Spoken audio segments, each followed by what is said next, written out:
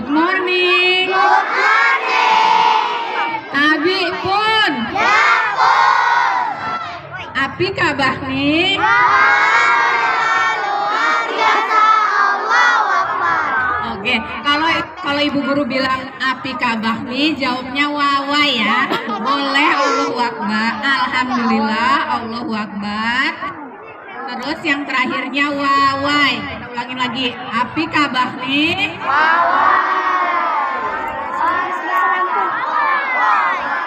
Kok lemes banget?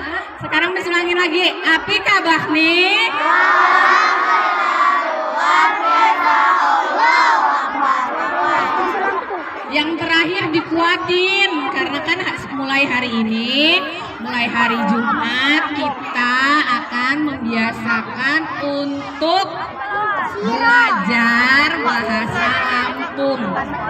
Jadi mulai hari Jumat ini dibiasakan belajar ngomong hari Jumat ini bahasa Lampung. Kemarin kalau tulis di Quran ada nama buku. Sekarang disulangin. Tabi pun. Api kabah nih. Luar biasa. Allahu Akbar. Oke, alhamdulillah kita bisa bertemu di hari Jumat yang cerah ini. Seperti biasa, sebelum dimulainya siraman rohani, kita mulai dengan sholawatan. Anak-anak ikut sholawatan ya dari kelas 1. Sudah siap sholawatannya? Oke.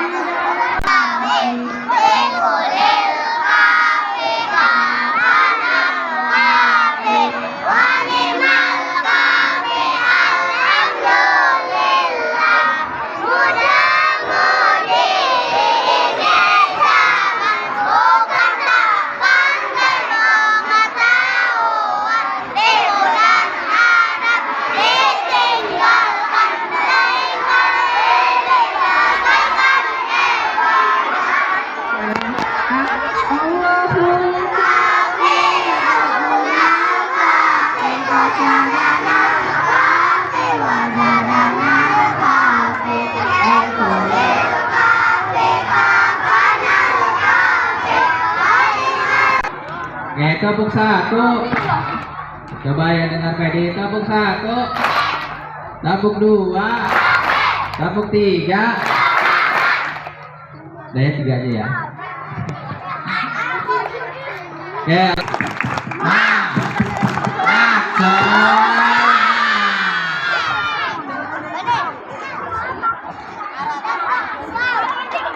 Hari ini saya semua bahagia, belum bahagia, yang belum mandi katakan saya.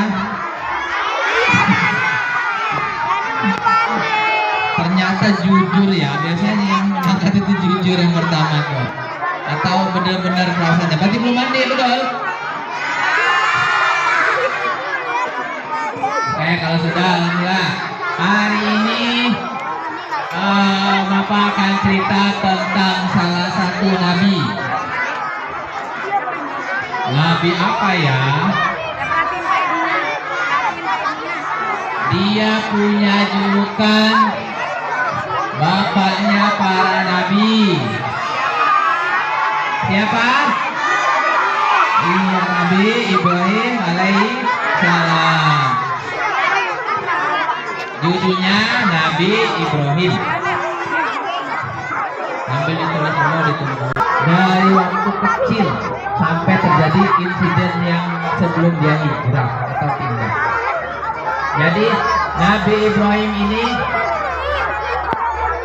dilahirkan ya oleh seorang ibu tentunya, bukan bapak yang melahirkan, ibu, dan ayahnya bernama Azar. Ayahnya Nabi Ibrahim namanya Azar. Ada suatu riwayat Azar ini adalah pamannya. Ada suatu riwayat Azar ini adalah suatu orang dan itu nama berhala. Ada juga yang meriwayatkan Azar ini adalah memang bapak kandungnya. Ya, tapi kita menganggap ini adalah bapak kandungnya. Nah, Azar ini seorang yang bapaknya ya, ayahnya Nabi Ibrahim.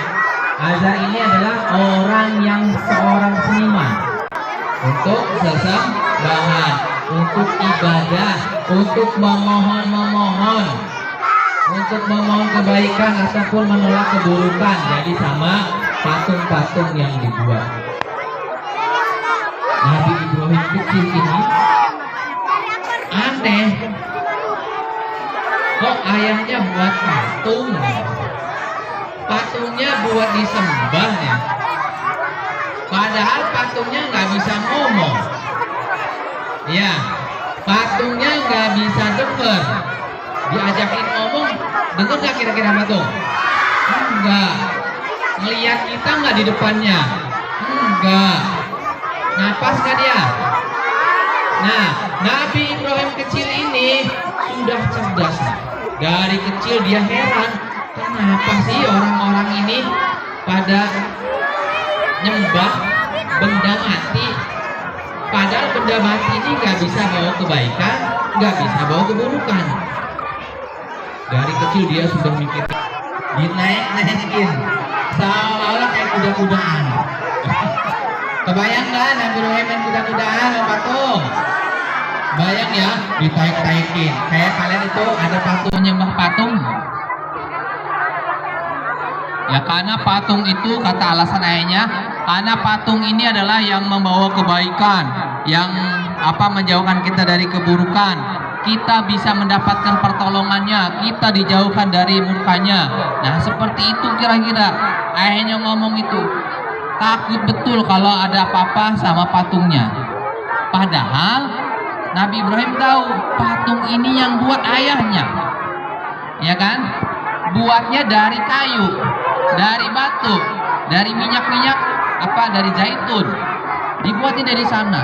Tapi kenapa pada nyembah? Heran-heran. Akhirnya si Nabi Ibrahim ini selisih sama ayahnya atau berdebat. Berarti manusia nyembah patung dong, karena patung nggak bisa bawa keburukan.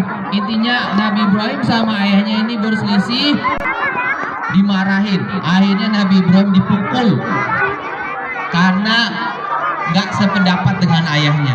Padahal pendapat Nabi Ibrahim adalah pendapat yang benar. Halo, hai, ini berapa? Ini seorang dukun atau seorang pemukanya itu sesosok anak kecil datang. Ternyata marah dia. Melihat ayahnya Nabi Ibrahim melihat anaknya kayak gitu, dipanggil. Ya mohon maaf, nah anak saya lagi sakit, saya bawa pulang, dibawa pulang, disuruh tidur. Biasanya kan kalau ayah kan anaknya rebel, ayo pulang, suruh tidur, tenang gitu kan. Lalu di sela-sela waktu dia disuruh tidur, nggak tidur Nabi Ibrahim ini. Apa saya ini disuruh tidur, nggak mau tidur saya ini nggak sakit, kata Nabi Ibrahim. Saya nggak sakit, yang sakit itu orang-orang itu. Kenapa sakit? Mereka itu nyembah patung. Nah kata Nabi Ibrahim, patung itu nggak ngasih manfaat, nggak bisa juga ngasih keburukan. Saya ini tidak sakit, yang sakit adalah kaum yang sekarang ini. Gitu kata Nabi Ibrahim. Hebat gak imannya Nabi Ibrahim? Masih kecil dia sudah tahu mana yang benar, mana yang harus disembah. Ya, mungkin kisah Nabi Ibrahim ini masih ada di sekitar kita. Ya, masih banyak orang yang menyembah. Waktu zaman Nabi Ibrahim ada 3 golongan orang yang menyembah. Yang pertama ada yang menyembah patung hewan dan pohon-pohon. Hewan-hewan dan pohon-pohon maksudnya. Yang kedua ada yang masih menyembah patung. Jadi patungnya disembah. Yang ketiga itu adalah yang menyembah rajanya. Waktu itu di daerah Nabi Ibrahim ini, kalau tidak salah yang memimpin adalah Raja Namrud. Ya, rajanya kejam ini. Pengen dianggap sebagai Tuhan. Rajanya itu. Suatu ketika sudah besar masih berdebat Nabi Ibrahim dengan ayahnya ini. Karena terus berdebat, ayahnya ngomong, "Kamu ini ya mengkhianati bapak."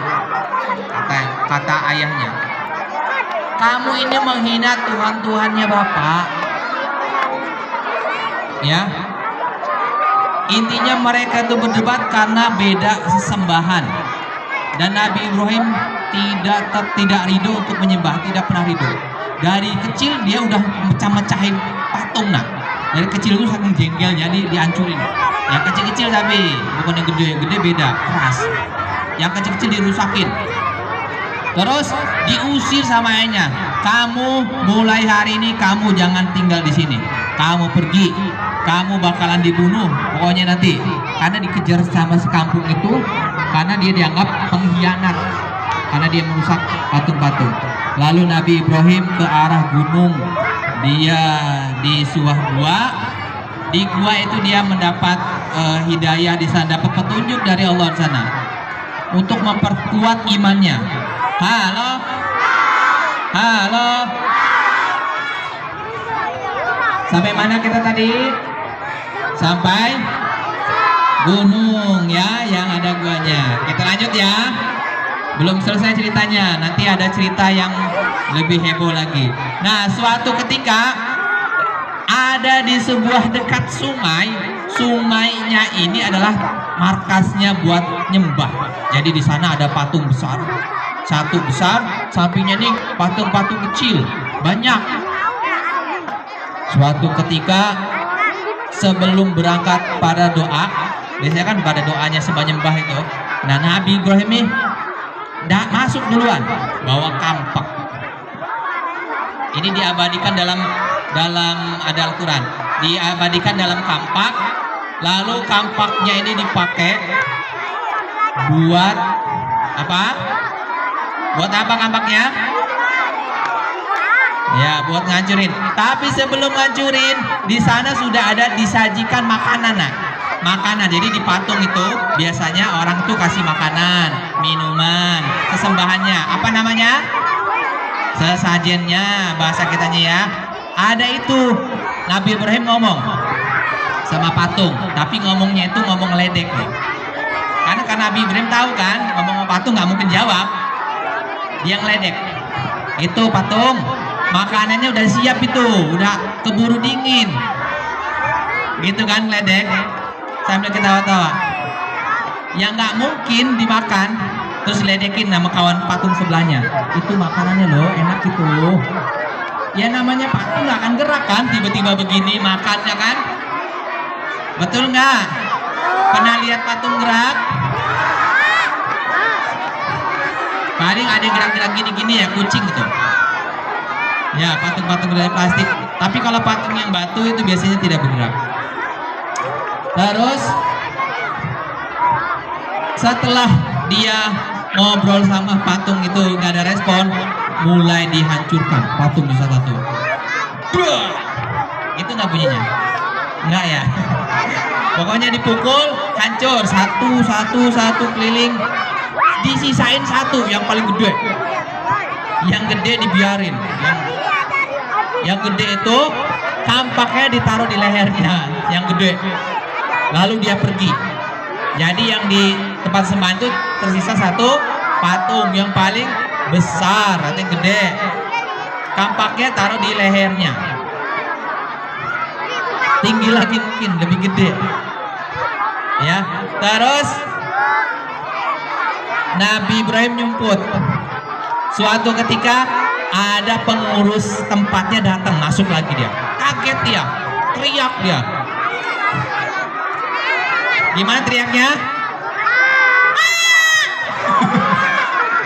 Kurang lebih seperti itu ya, kalau masih kecil. Ya, dia teriak. Jadi bikin semua yang jamaahnya itu, yang nyembah itu kaget. Ada apa? Balik lagi. Itu hancur semua patung-patungnya. Apa? Tuhan-tuhannya hancur. Tuhan kok hancur? Ya, tuan-tuannya hancur. Lalu mereka bingung, di antara marah dan bingung mereka mikir, siapa yang mungkin berbuat seperti ini? Hanya Nabi Ibrahim yang terpintas di pikiran mereka. Paling situ si Ibrahim, kata mereka. Paling si Ibrahim itu, cari dia. Dipanggil, didatengin. Ibrahim, kamu yang ngancurin ini ya? Lihat itu apa tampaknya sama si patung yang besar. Coba aja tanya sama dia. Perbincangan ini ada sumbernya dari Al-Quran. Jadi kisah orang-orang nanya ke Nabi Ibrahim itu masuk dalam Al-Quran.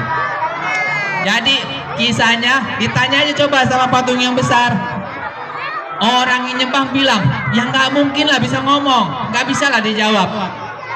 Lah kenapa kamu sembah? Gitu ditanya, kenapa kamu nyembah patung? Ya, akhirnya dengan marah, tapi mereka juga nggak bisa jawab bahwa mengakui bahwa sebagian dari perkataan Nabi Ibrahim itu benar, tapi mereka tetap marah. Akhirnya berita ini nyampe kepada raja. Akhirnya Nabi Ibrahim diikat, ditangkap dan mau dieksekusi. Takut nggak dieksekusi? Serem nggak? Serem. Biasanya orang yang dieksekusi. Serem nggak dibakar hidup-hidup? Kalau ayam bakar enak ya? Ini manusia nah yang mau dibakar hidup-hidup. Manusia dibakar hidup-hidup, posisi diikat, lalu dipasangkan kayu-kayu besar. Kalau bahas kayak agama lain itu ada yang meninggal itu namanya ngaben, mirip-mirip itulah.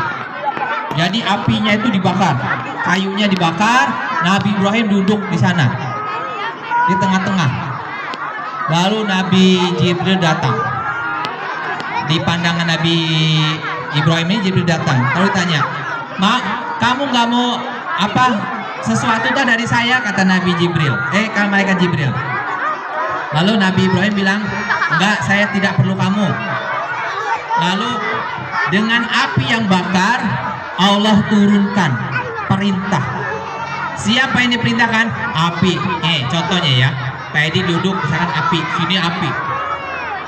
Ya, api banyak dibakar. Lalu Allah perintahkan api, "Hai api, jadilah engkau dingin. Jadilah engkau dingin."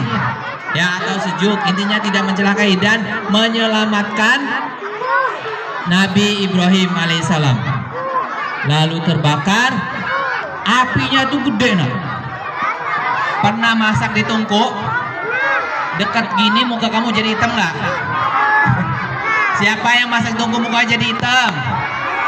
Oh, banyak tuh sebagiannya yang rumahnya tungku. Jadi seperti itu. Jadi orang di samping-sampingnya ngerasa kepanasan sampai mereka itu bahasa kita perong-perong ya. Mukanya ya kalau bahasa Jaksingnya gitu perong tuh. Hitam-hitam. Mukanya hitam-hitam. Tapi dengan izin Allah yang terbakar hanya talinya. Jadi Nabi Ibrahim cuma duduk aja. Padahal udah lama apinya udah habis, kayunya habis. Kaget mereka. Kok masih hidup? Bahkan bajunya tidak terbakar nah. Bajunya yang dipakai tidak terbakar, yang terbakar hanya tali yang ikat. Ya, semua di situ kaget. Yang ngelihat aja mukanya kena panas, mukanya jadi hitam. Ya, Nabi Ibrahim yang pas di apinya tidak merasakan apa-apa, panasnya tidak dirasakan. Bahkan bajunya pun tidak terbakar dengan izin Allah. Tidak ada yang tidak mungkin.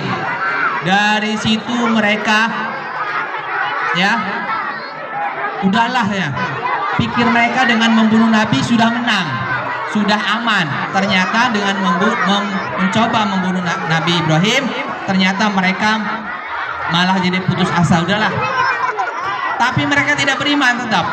Sudah ditampakkan kejadian seperti itu, mereka tidak beriman kecuali 2 orang, laki dan perempuan. Siapakah ini? Siapakah 2 ini? Hajar dan Lut. Hajar akan jadi istrinya, Lut akan menjadi nabi. Cuma 2 orang nak.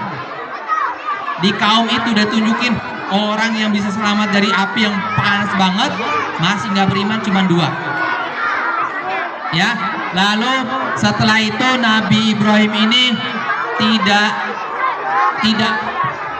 betah di kampungnya karena udah saking sulitnya diingatkan. Akhirnya Nabi Ibrahim ini hijrah atau pindah dengan Hajar.